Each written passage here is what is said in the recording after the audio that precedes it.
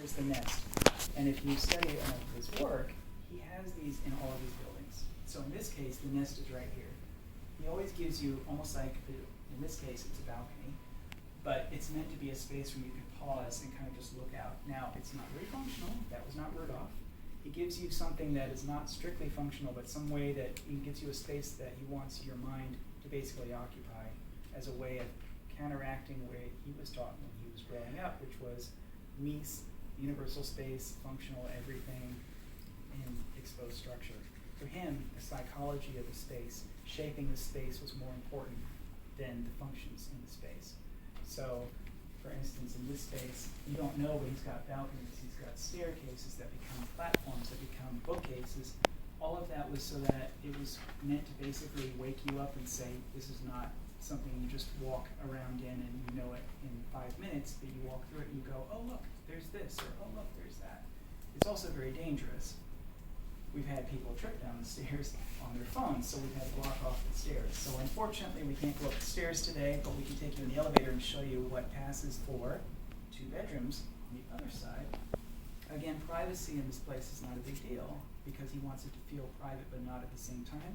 So again, the walls don't go to the ceiling, there's no acoustical privacy, there's visual privacy, and then he's got these little playful ideas of windows and things into other rooms.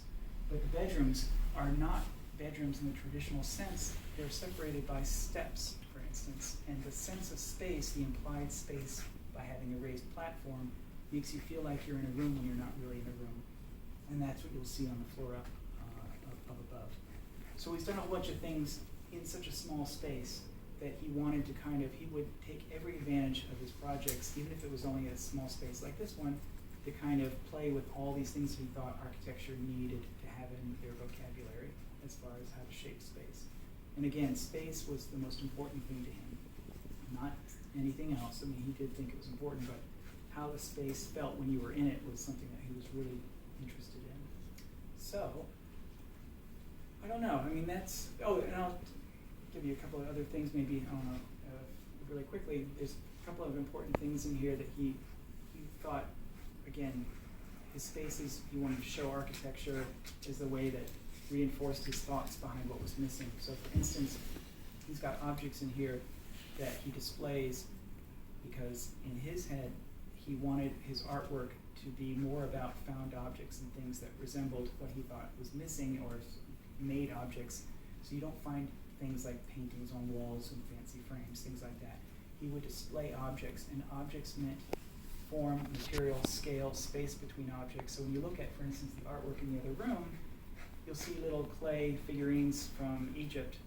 They're not expensive, maybe they are, who knows? But the idea was the way he arranged them. This idea is that artwork was meant to be displayed in a way that made you think about the space between objects, the relationship, big to small, color, one color, 2 colors.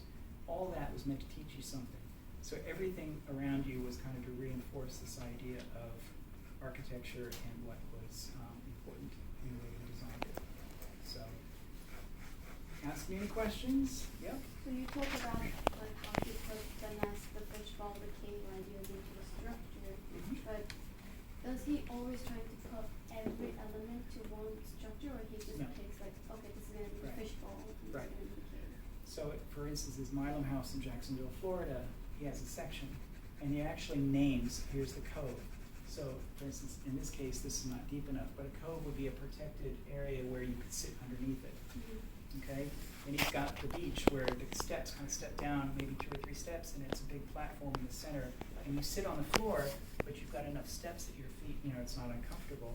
That becomes like the beach. And then the nest becomes this thing. It's very, he kind of picked it up from Frank Lloyd Wright, who had these ideas of having the ingle nook and the fireplace, but in Rudolph's case, he designs it in a way that is very peculiar to the way he sees it. But it's kind of, Rudolph never drew, he never took pictures of stuff, but